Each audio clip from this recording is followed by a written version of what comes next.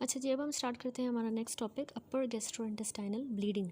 ठीक है, upper GI bleeding क्या है?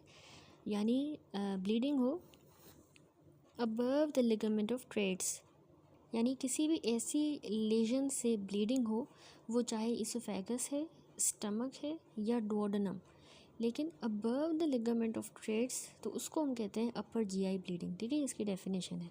लिगामेंट ऑफ ट्रेड्स आपको पता है, ये जो है थिन बैंड ऑफ टिश्यू ही होता है, पेरिटोनियम ही होती है, जो कनेक्ट भी कर रही होती है और सपोर्ट करती है एंड ऑफ द डुओडेनम को and beginning of the jejunum को इन द स्मॉल इंटेस्टाइन। इसको हम सस्पेंसरी मसल ऑफ डुओडेनम भी कहते हैं। ठीक है, ये डुओडेनम को सपोर्ट कर रहा होता है। स्मॉल इंटेस्टाइन का फर्स्ट पार्ट है ना डुओडेनम, उसको एंकर करके रखता है। ये जो आपको इस फिगर में नज़र आ रहा है, ये पूरा है लिगामेंट ऑफ ट्रेड्स। ठीक है, इस लिगामेंट ऑफ ट्रेड्स जो कि डुओडेनम को सपोर्ट करता है, होल्ड करके रखता है, इसके लेवल के ऊपर वाली जो भी चीज़ें हैं, स्टमक हो गया, इसोफेगस हो गया, डुओडेनम हो गया, तो उनमें से अगर ब्लीडिंग हो इस लेवल से ऊपर, तो उसको हम कहते हैं अपर जीआई ब्लीडिंग। अब अपर जीआई से जो ब्लीडिंग हो रही है वो या तो मिलेना की सूरत में आएगी, यानी ब्लड इन स्टूल, या वो हेमेटिमेसिस, ब्लड इन वॉमिटिंग। ठीक है, हेमेटिमेसिस का मतलब है वॉमिटिंग इन ब्लड की तरह ये प्रेजेंट करेगा, या मिलेना होगा पेशेंट को ब्लैक टेरी स्टूल। ठीक है, ब्लैक, बिल्कुल ब्लैक। तो रैपिड ब्लीडिंग प्रेजेंट करेगी विथ हेमेटिमेसिस अगर जल्दी हुई है, लेकिन अगर स्लो ब्लीडिंग इन जगहों में से हो रही है, इसोफेगस, स्टमक या डुओडेनम, तो वो स्लो ब्लीडिंग मिलेना की तरह स्टूल में आएगी। मिलेना डेवलप करता है आफ्टर एज लिटिल एज 50 से 100 ml of blood in the upper GIT, यानी इतना ब्लड हो, कम से कम 50 to 100 ml अगर होगा तो ही स्टूल में वो क्लिनिकली हमें नज़र आएगा, पेशेंट को नज़र आएगा, उसको मिलेना कहेंगे। कम से कम इतनी ब्लीडिंग हो। तो ब्लैक कलर इसका क्यों हुआ है? याद रखिए कि एसिड जो है स्टमक में, वो उसके कलर को अल्टर करता है, इसीलिए वो फ्रेश ब्लड नहीं लगता, वो ब्लैक नज़र आता है। ठीक है, क्योंकि एसिड के एक्शन की वजह से। अगर ब्लड स्टमक में ही रहा तो वो पार्शली डाइजेस्ट हो जाएगा और फिर वो ब्राउन कलर का नज़र आएगा वॉमिटिंग में, और उसको हम कहते हैं कॉफ़ी ग्राउंड अपीयरेंस। ठीक है, अगर वो वहीं स्टमक में रहा ब्लड, पार्शली फिर डाइजेस्ट होगा तो ब्राउन होगा, वॉमिटिंग में आएगा कॉफ़ी कलर का। तो अब इटियोलॉजी देखते हैं क्यों अपर जीआई ब्लीडिंग होती है। डिफरेंट कॉजेज़ होते हैं। ठीक है, सबसे ज़्यादा परसेंटेज कॉमन 25% जो क्रोनिक डुओडेनल अल्सर्स होते हैं, क्रोनिक, उनमें अपर जीआई ब्लीडिंग होती है। ठीक है, अपर जीआई ब्लीडिंग वो हेमेटिमेसिस की फॉर्म में भी हो सकती है, मिलेना की फॉर्म में भी हो सकती है। ठीक है, क्रोनिक गैस्ट्रिक अल्सर डुओडेनल में पहले ज़्यादा है, फिर क्रोनिक गैस्ट्रिक अल्सर में भी है 20%। गैस्ट्रिक इरोजन है, लाइक गैस्ट्रिक इरोजिव गैस्ट्राइटिस में होता है। वेराइसिस जो सिरोसिस के बाद डेवलप करती है पोर्टल हाइपरटेंशन की वजह से, ईसोफेजल वेराइसिस या गैस्ट्रिक वेराइसिस, उनमें भी 10%। मैलरी वेस्टियर 7%। ये आपको पता है ऐसी कंडीशन होती है जिसमें इंट्रा एब्डोमिनल प्रेशर बहुत ज़्यादा हो जाता है, जिसकी वजह से म्यूकोजा की ब्लीडिंग और लेसरेशन होती है। ठीक है, तो उसकी वजह से भी अपर जीआई ब्लीड हो रही है, तो हेमेटोमेसिस या मिलेना हो सकता है।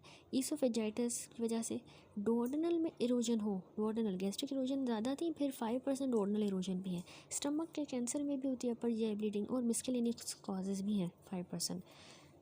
यहाँ पर ये एक छोटी सी पिक्चर भी बनी हुई है डिफरेंट कॉजेज़ की, जैसे लिवर में पोर्टल वेन डिजीज़ हो या थ्रोम्बोसिस हो उसकी वजह से। ठीक है, रेचाई यानी मैलरी वेस्टियर की वजह से भी होता है 5%। कैंसर ऑफ द स्टमक की वजह से अपर जीआई ब्लीड होगी 2%।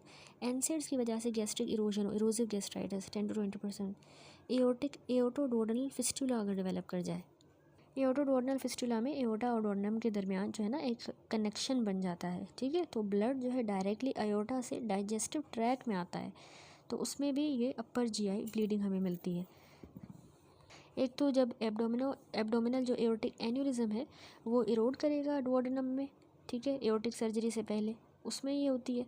दूसरी, जब पहले एओर्टिक सर्जरी हो चुकी है, यानी ग्राफ्ट या स्टेंट लगाया गया है, तो जब ये ग्राफ्ट या स्टेंट इरोड करेगा डुओडेनम के अंदर, तो उसकी वजह से ये ब्लीडिंग होती है। ठीक है, एओटो डुओडेनल फिस्टुला बनता है और उसमें ब्लीडिंग होती है, उसकी वजह से 0.2% ये भी कॉज होता है अपर जीआई ब्लीड का।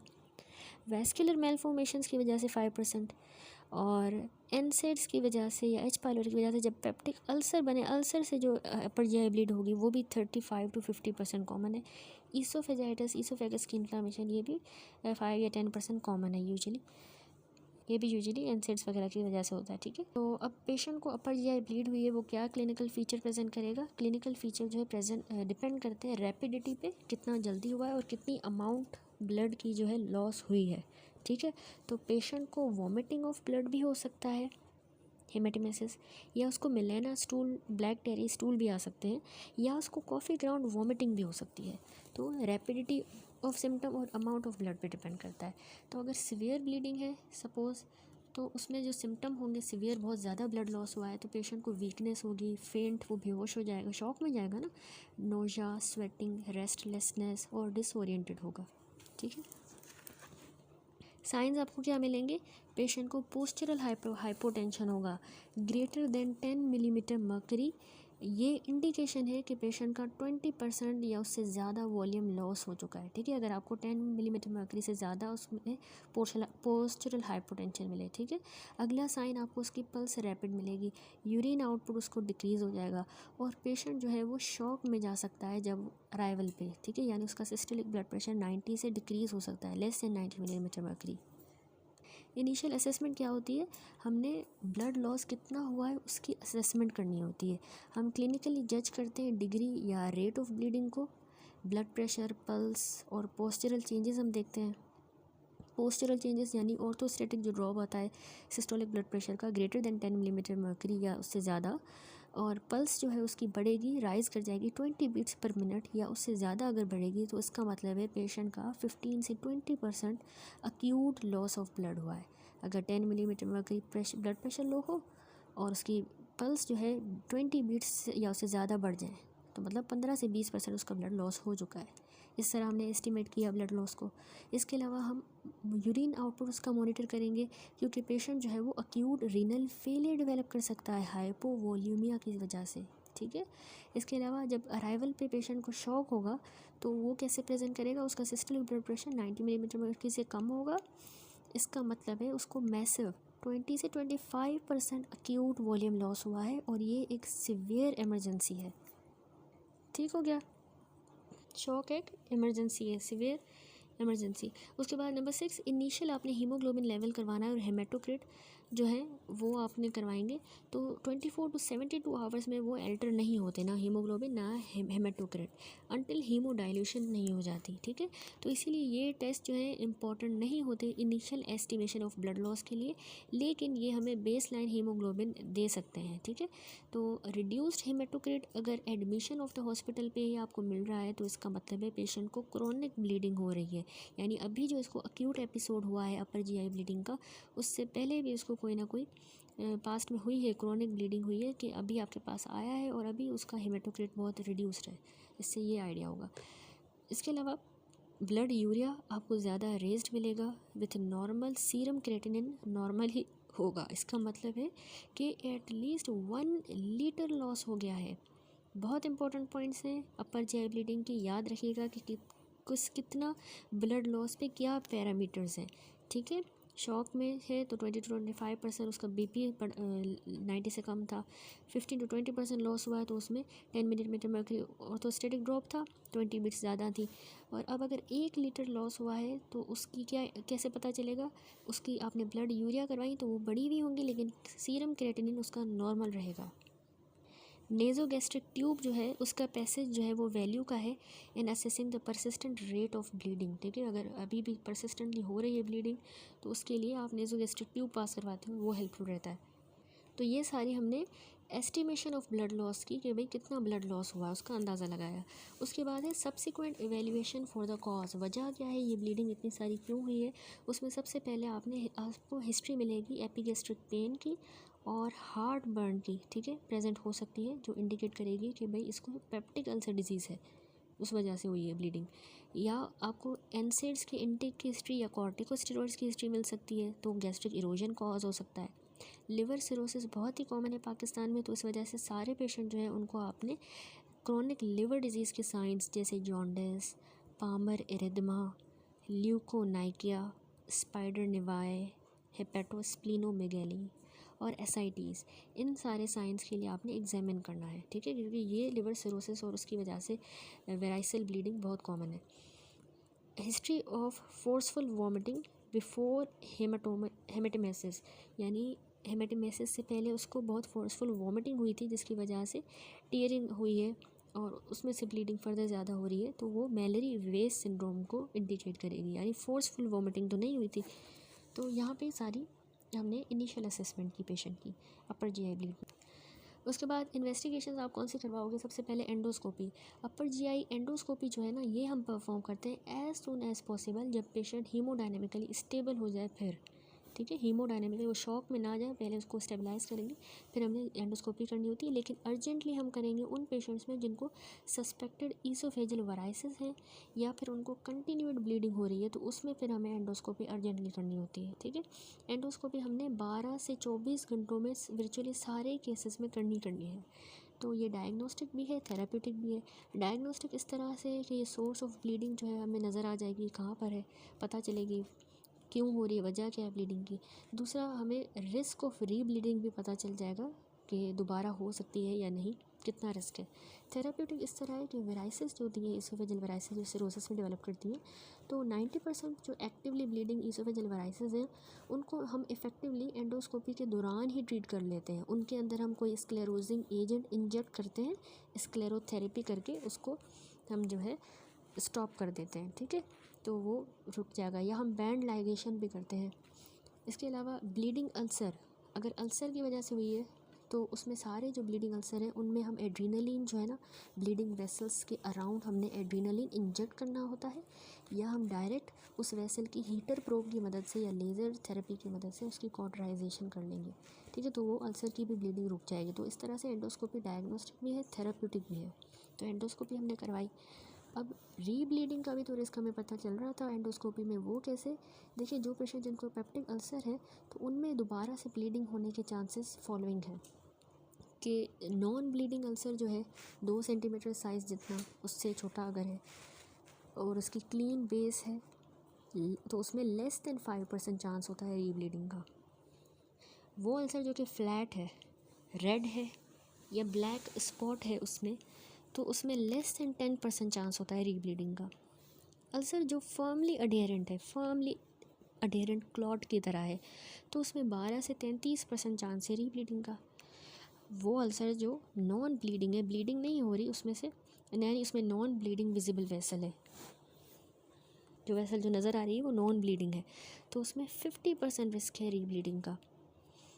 अल्सर जिसमें एक्टिव ब्लीडिंग हो रही है तो उसमें 80 to 90% चांस है कि अभी भी दोबारा रीब्लीडिंग होगी। तो ये सारी जब हम देखेंगे अल्सर को, उसकी वेसल्स को देखेंगे, तभी हमें अंदाज़ा होगा, और वो देख हम एंडोस्कोपी की मदद से रहे हैं। तो इसलिए इस तरह से हम रिस्क ऑफ रीब्लीडिंग उसको देख के एंडोस्कोपी के ज़रिए कंफर्म करेंगे, डिटरमाइन करेंगे, ठीक है। तो एंडोस्कोपी के अलावा अदर इन्वेस्टिगेशंस जो हम करवाते हैं अपर जीआई ब्लीडिंग वाले पेशेंट में, उनकी ब्लड सीपी करवाई जाती है, ठीक है, urea, creatinine, electrolytes, LFTs, PT, blood grouping और क्रॉस मैचिंग, क्योंकि पेशेंट शॉक में जा रहा है तो उसको किसी भी टाइम पे ब्लड की ज़रूरत होती है, तो हमने वो अरेंज करना होता है, ब्लड ग्रुपिंग करवानी होती है लाजमी। इसके अलावा एंजियोग्राफी, अब जब ब्लीडिंग जो है वो बहुत जल्दी हो रही, रैपिड है, कि जीआई ट्रैक जो है उसको हम एंडोस्कोपी के ज़रिए देख नहीं पा रहे, एडिक्वेटली एग्जामिन नहीं कर पा रहे, तो फिर हम सिलेक्टिव एब्डोमिनल एंजियोग्राफी करवाते हैं, जिससे साइट ऑफ ब्लीडिंग लोकलाइज होगी, ठीक है। ये भी डायग्नोस्टिक भी है, थेराप्यूटिक भी है कि हम ब्लीडिंग को कंट्रोल भी कर सकते हैं। अगला रेडियो न्यूक्लियोटाइड स्कैन होता है।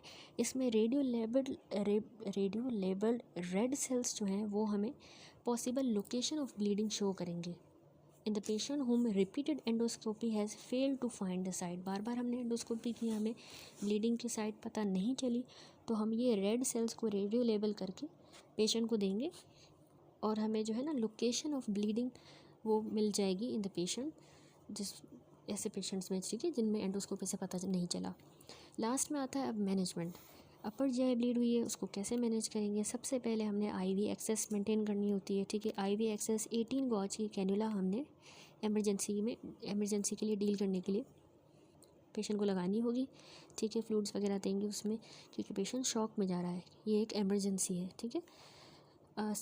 रिस्टोरेशन ऑफ ब्लड वॉल्यूम, अब सबसे पहले तो ब्लड जो लॉस हुआ है उसको हम रीस्टोर कैसे करेंगे? Best achieve by transfusion of whole blood, ठीक है। Before blood arrangement restore blood volume with 0.9% पहले नॉर्मल सलाइन देंगे और प्लाज्मा एक्सपेंडर जैसे हेमासेल, ठीक है, हेमासेल के नाम से, ये आपने कॉमनली देखा होगा, हेमासेल प्लाज्मा एक्सपेंडर है ये, या फिर नॉर्मल सलाइन 0.9% आप पहले दोगे, उसके बाद आपने फुल ब्लड जो है उसको ट्रांसफ्यूज़ करना होता है।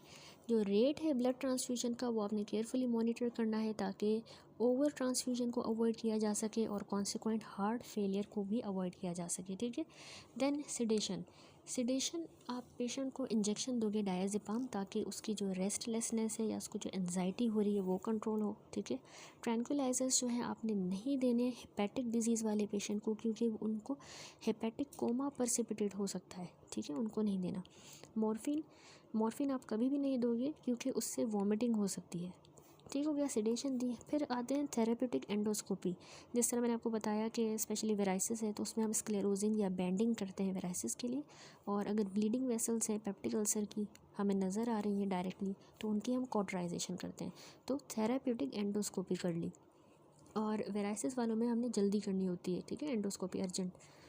H2 receptor antagonist and proton pump inhibitor. अब देखिए H2 रिसेप्टर तो इतने इफेक्टिव नहीं होते active GI upper GI bleed को स्टॉप करने में, और हम नहीं देते, लेकिन high dose proton pump inhibitor जैसे कि ओमिप्राजोल का लॉसिक के नाम से 40 मिलीग्राम BD 5 दिनों तक हम देते हैं, तो इससे रिस्क ऑफ री ब्लीडिंग पेप्टिक अल्सर वाले पेशेंट्स में कम होता है, ठीक है, ये ओमिप्राजोल देने से।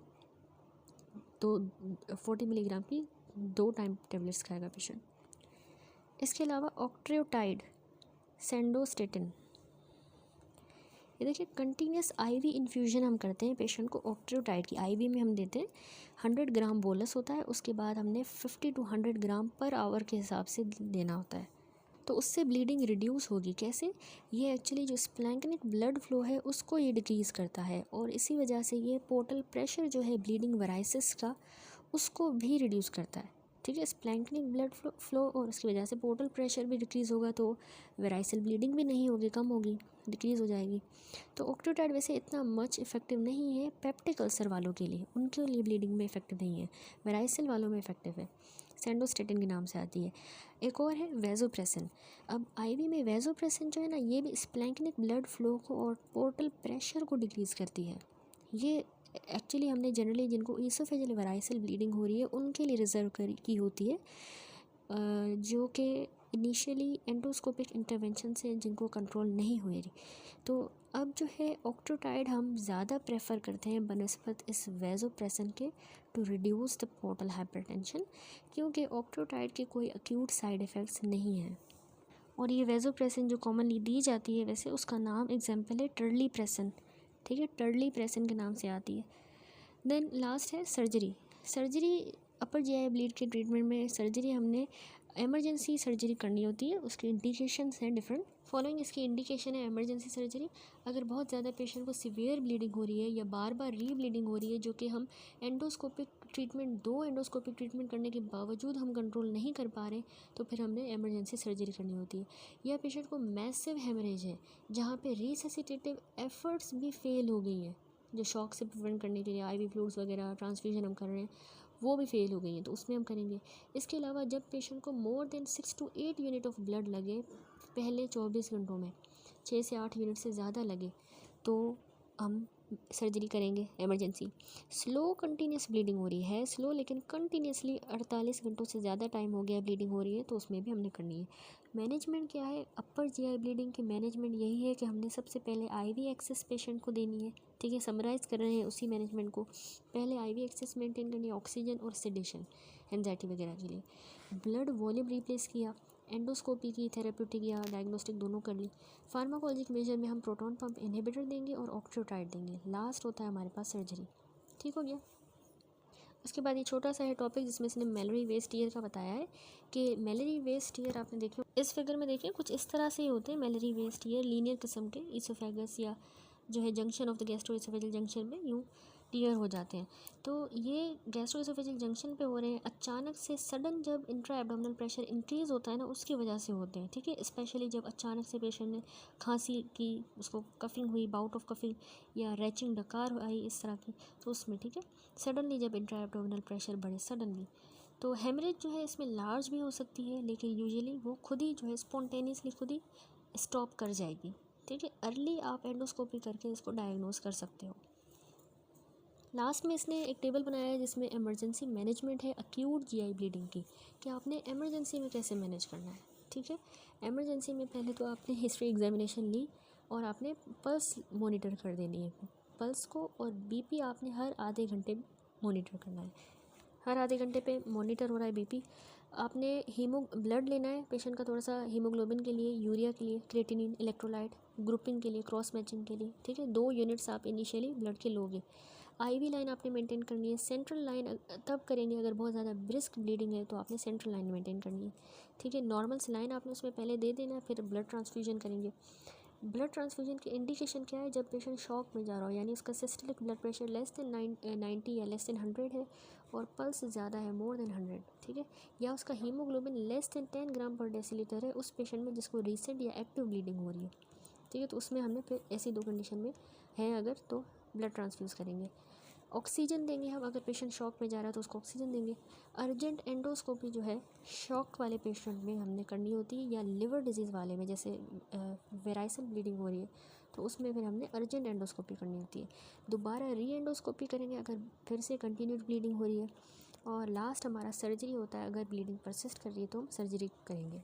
वैसे सर्जिकल मैनेजमेंट इसने एक्सप्लेन नहीं की, लेकिन उसमें हमारा यही होता है कि जब एंडोस्कोपी या एंजियोग्राफिक ट्रीटमेंट फेल कर जाए तो हम वैगोटोमी, पाइलोरोप्लास्टी, वैगोटोमी एंड एंट्रेक्टमी, इसके अलावा हाईली सिलेक्टिव वैगोटोमी, ये सर्जरीज करते हैं। ठीक है, वैगोटोमी एंड पाइलोरोप्लास्टी में मतलब वैगस नर्व को भी हमने कट किया और पाइलोरस को हम वाइडन कर देंगे। ठीक है, तो जो डुओडेनल अल्सर की ब्लीडिंग है उसमें हम ज़्यादातर ये करते हैं।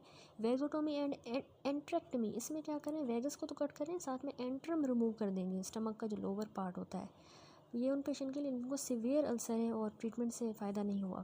हाईली सिलेक्टिव मैंने आपको बताया था ना, वैगोटोमी, जिसमें हम सिर्फ जो है वैगस की वो ब्रांचेस करेंगे जो सप्लाई कर रही हैं उन सेल्स को, पैराइटल सेल्स को, वो कट करते हैं। ठीक है, इसके अलावा लैप्रोस्कोपिक अप्रोच होती है, छोटी इंसिजन देके कैमरा के थ्रू हम ये इन्वेजिव प्रोसीजर्स करते हैं और ब्लीडिंग लीजन्स को रिसेक्ट करते हैं और ब्लीडिंग को कंट्रोल करते हैं। ठीक हो गया, तो यहाँ पर हमारे टॉपिक कंप्लीट हुआ अपर जीआई ब्लीडिंग। अब ये टॉपिक हम क्विकली इरफान मसूद से रिवाइज़ करेंगे। गैस्ट्रोइंटेस्टाइनल ब्लीडिंग, सबसे पहले गैस्ट्रोइंटेस्टाइनल ब्लीडिंग का इंट्रो है कि ये डिफाइन हुआ है, इंट्राल्यूमिनल ब्लड लॉस हो anywhere from oropharynx to anus. ठीक है, यहाँ इसने इसको डिफाइन इस तरह किया है कि जीआई ब्लीडिंग ये होती है कि लूमेन में इंट्राल्यूमिनल ब्लीडिंग हो रही है ओरोफेरिंग्स से लेके एनस तक, लेकिन अपर जीआई ब्लीडिंग होती है जो लिगामेंट ऑफ ट्रेट से प्रॉक्सिमली हो। ठीक है, तो इसको हमने जीआई ब्लीडिंग को क्लासीफाई किया, एक अपर जीआई ब्लीडिंग होती है, लोअर जीआई ब्लीडिंग। अपर वाली above the ligament of Treitz होगी, मार्क्स द डुओडेनोजेजुनल जंक्शन, और lower GI bleeding below the ligament of traits.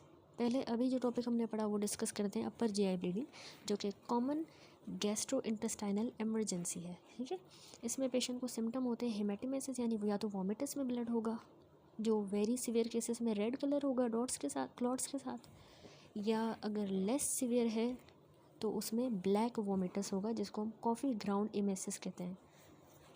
ठीक है, याद रखिएगा, बहुत सीवियर है तो वो रेड कलर का है, लेस सीवियर में तो अभी वो स्टमक में कुछ टाइम पार्शियल ब्लीडिंग हुई है तो उसमें ब्राउन या कॉफ़ी ग्राउंड इमेसिस होगी। मिलेना, या तो उसमें पेशेंट को अपर जीआई ब्लीडिंग में हेमेटोमेसिस होती है या मिलेना यानी ब्लैक टैरी स्टूल्स होंगे डाइजेस्टेड ब्लड से, एसिड का एक्शन हुआ है ब्लड पे तो इसीलिए स्टूल में वो ब्लैक कलर के नज़र आते हैं। मोस्टली अपर जीआई ब्लीडिंग में मिलेना होता है, लेकिन कोई भी लीजन जो प्रॉक्सिमल टू राइट कॉलन होती है उसमें पेशेंट को मिलेना होता है। Any lesion proximal to right colon. क्या कॉजेज़ है अपर जीआई ब्लीडिंग के? Most common cause peptic ulcer है, इसके अलावा एनसेड या अल्कोहल की वजह से गैस्ट्रिक इरोजन अगर हो, ईसोफेजाइटिस, ईसोफेजल वेराइसिस। ठीक है, मैलरी वेस टीयर, ये मैंने आपको दिखाया, लॉन्गिट्यूडनल टीयर होते हैं गैस्ट्रोइसोफेजल जंक्शन पे, सिवियर वॉमिटिंग या रैचिंग की वजह से against the closed glottis, intraabdominal pressure जब बढ़ जाता है तो उसमें ये टीयर बन जाते हैं सडनली जब बढ़ता है। इसके अलावा वेस्कुलर मेलफॉर्मेशन से भी होती है upper GI bleeding, like aorto enteric fistula, यानी एब्डोमिनल एओर्टिक एन्यूरिज्म या एओर्टिक ग्राफ्ट, वो इरोड कर जाता है third portion of the duodenum में। ठीक है, इसके अलावा डायोलेफॉयल लेजन। डायोलेफॉयल लेजन क्या है? ये एक पोटेंशियली लाइफ थ्रेटनिंग कंडीशन होती है, कॉज होता है जीआई ब्लीडिंग का, ठीक है, जिसमें डायलेटेड टॉर्चुअस सब म्यूकोजल आर्टरी होती है स्टमक में या किसी और पार्ट ऑफ जीआई में, और वो म्यूकोजा को पेनिट्रेट करती है जिसकी वजह से ब्लीडिंग होती है, ठीक है। सडन मैसिव ब्लीडिंग होगी जो कि रिकरेंट हो सकती है ये वास्कुलर एब्नॉर्मलिटी। ये फिगर देखिए, ये एक एंडोस्कोपिक इमेज है जिसमें आपको ये डायल्फाइन लेशन जो है नज़र आ रही है ये आर्टेरियोवेनस मेलफॉर्मेशन ही, ठीक है। ज़्यादातर ये लेसर कर्वेचर ऑफ स्टमक पे होती है और इसमें सडन मैसिव अपर जीआई ब्लीडिंग होती है, ठीक है। एवी मेलफॉर्मेशन है, तो ये भी एक कॉज है अपर जीआई ब्लीडिंग का, डायल्फाइन लेशन। ट्रीटमेंट देखें, पेशेंट को आपने कैसे अपर जीआई ब्लीड के लिए ट्रीट करना है। सबसे पहले आपने उसकी आईवी एक्सेस गेन करनी है लार्ज बोर कैनुला के साथ, लाइक 18 गॉज कैनुला आप इंसर्ट करेंगे। बेसिक इन्वेस्टिगेशन आप करवाओगे, लाइक सीबीसी करवाओगे, ताकि क्रोनिक या सबअक्यूट ब्लीडिंग है तो उसमें आपको अनीमिया मिलेगी। सडनली मैसिव ब्लीडिंग हुई है तो उसमें आपको नॉर्मल हीमोग्लोबिन मिलेगा जब तक कि हीमोडाइल्यूशन नहीं हो जाती, ठीक है। इसके अलावा आप यूरिया और इलेक्ट्रोलाइट करवाओगे तो उससे आपको रीनल फेलियर का एविडेंस मिलेगा, और अगर यूरिया बढ़ा हुआ है लेकिन क्रिएटिनिन नॉर्मल मिल रहा है तो इसका मतलब है बहुत ज़्यादा सीवियर ब्लीडिंग हुई है, तकरीबन 1 लीटर ब्लीडिंग हुई है, ठीक है, इंपॉर्टेंट है। एलएफटीज और पीटी आप करवाओगे पेशेंट की। क्रॉस मैचिंग आपने करवानी है, एटलीस्ट 2 यूनिट ऑफ ब्लड आपने जो है करने हैं cross match. Assess severity assess करने के लिए कितने सिवेरिटी की उसकी हुई है जीआई ब्लीडिंग, आप हर घंटे पे उसका ब्लड प्रेशर चेक करोगे, पल्स चेक करोगे, urine output, central Venus pressure, ठीक है। सीवियर ब्लीडिंग में आप लोग करते हो सीवीपी। टैकीकार्डिया अगर मिल रहा है तो मतलब 10% वॉल्यूम लॉस हुआ है। ऑर्थोस्टेटिक हाइपोटेंशन अगर है आपको मिल रही है तो मतलब यानी 10 मिलीमीटर मर्करी जो है ब्लड प्रेशर फॉल कर जाता है तो मतलब 20% लॉस हुआ है। अगर शॉक के सिम्टम है यानी systolic blood pressure less than 90 है तो मोर देन 30% यानी ब्लड लॉस हो गया है। तो ये आपने सिवियरिटी लाजमी असेस करनी है, ठीक है। बेसिक इन्वेस्टिगेशन करवाई, सिवियरिटी असेस की, फिर आप रिससिटेट करोगे। आपने वॉल्यूम रिप्लेसमेंट पहले की नॉर्मल सलाइन या रिंगर लैक्टेट देके या हेमेसील देके, और फिर आपने जो है ब्लड ट्रांसफ्यूज़ करना होता है। हीमोग्लोबिन वैसे पुअर इंडिकेटर है ट्रांसफ्यूजन के लिए। हेमेटोक्रिट जो है याद रखिएगा हेमेटोक्रिट जो है बेस्ट इंडिकेटर होता है of the need to transfuse, ठीक है। आप ओ नेगेटिव ब्लड जो है आपने इमरजेंसी अगर है तो ओ नेगेटिव दोगे क्योंकि वो यूनिवर्सल डोनर होता है, ठीक है। रफ गाइड जो है for the need of transfuse क्या है, अगर हीमोग्लोबिन लेवल 10 ग्राम पर डेसीलीटर से कम आया है प्लस उसको एक्टिव ब्लीडिंग भी हो रही है तो आप ट्रांसफ्यूज़ करोगे। या हेमेटोक्रिट लेस देन 30 है ओल्डर पेशेंट्स में या उनको जिनकी कोरोनरी आर्टरी डिजीज़ है उनको हेमेटोक्रिट 30 से कम है ट्रांसफ्यूज़ करेंगे। हेमेटोक्रिट 20 से 25 है यंग पेशेंट में तो आप ट्रांसफ्यूज़ करोगे, ठीक है। ये एक रफ गाइड है। फिर रिससिटेट किया। अब इंपॉर्टेंट मेजर क्या है, आपने फेस मास्क के ज़रिए सारे जो शॉक वाले पेशेंट्स हैं उनको ऑक्सीजन ले देनी है। फ्रेश फ्रोज़न प्लाज्मा आप दोगे अगर पीटी या आईएनआर एलिवेटेड है और एक्टिव ब्लीडिंग भी हो रही है, ठीक है। इसके अलावा प्लेटलेट्स काउंट अगर 50,000 से कम है तो आपने उसको प्लेटलेट्स लगाने हैं, ठीक है, और अगर साथ में ब्लीडिंग भी हो रही है। Proton pump inhibitor bleeding peptic ulcer के लिए दोगे जैसे ओमिप्राजोल, और ऑक्ट्रेओटाइड या टर्लीप्रेसिन जो है ये वेरिसेल ब्लीडिंग के लिए हम देते हैं। देन लास्ट है एंडोस्कोपी। एंडोस्कोपी आपने करनी है आफ्टर एडिक्वेट रिससिटेशन। रिससिटेशन हो गई है, पेशेंट स्टेबल है, उसके बाद आपने एंडोस्कोपी करनी है। लेकिन अगर लिवर पेशेंट है, हेपेटिक डिजीज़ का वेरिसेल ब्लीडिंग हुई है तो उस केस में आपने अर्जेंट एंडोस्कोपी करनी होती है, ठीक है। और एंडोस्कोपी विदिन 24 आवर्स आपने 12 से 24 घंटों के ही अंदर हर अपर जीआई ब्लीड वाले पेशेंट में करनी है, और उसमें आपको 80% केसेस में एंडोस्कोपी से डायग्नोसिस हो जाती है, ठीक है। अब आफ्टर द एडिक्वेट रिससिटेशन आपने कर ली, आपने अर्जेंट एंडोस्कोपी करनी है सारे जो पेशेंट शॉक में हैं, ठीक है। सस्पेक्टेड वेराइसिस है अगर किसी को, या किसी को कंटिन्यूड ब्लीडिंग हो रही है तो उनमें आपने अर्जेंट एंडोस्कोपी करनी है। एंडोस्कोपी का एडवांटेज है ऑफ थेराप्यूटिक सिग्निफिकेंस, ठीक है, यानी इसमें आप थेराप्यूटिकली ट्रीट भी कर रहे हो और डायग्नोस भी कर रहे हो। फॉर एग्जांपल जैसे वेराइसिस को आप बैंड लाइगेशन करके ट्रीट कर रहे हो या स्क्लेरोथेरेपी। इसी तरह ब्लीडिंग अल्सर है तो आप उसमें एपिनेफ्रिन का इंजेक्शन लगा रहे हो या थर्मल कोगुलेशन कर रहे हो, तो दोनों है थेरेप्यूटिक और डायग्नोस्टिक। लास्ट ऑप्शन सर्जरी उन केसेस में हमने करनी होती है इमरजेंसी सर्जरी, अगर एंडोस्कोपी के ज़रिए ब्लीडिंग एक्टिव ब्लीडिंग सही नहीं हो रही, फेल हो गई टू कंट्रोल, या दोबारा एक ओकेजन के बाद एल्डरली फ्रेल पेशेंट है उसमें एक ओकेजन के बाद जो है एक बार मतलब रीब्लीडिंग हुई है, एक बार दोबारा हुई है, या फिर यंग फिट पेशेंट है और उसको रीब्लीडिंग हुई है 2 ओकेजन्स पर, ठीक है।